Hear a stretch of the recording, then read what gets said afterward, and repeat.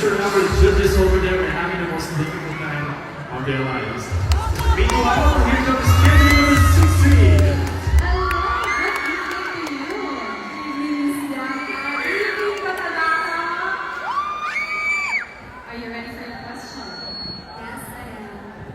Go ahead. Please take an envelope and once again, you will have 40 seconds to answer. Okay. Going back to social media as a topic.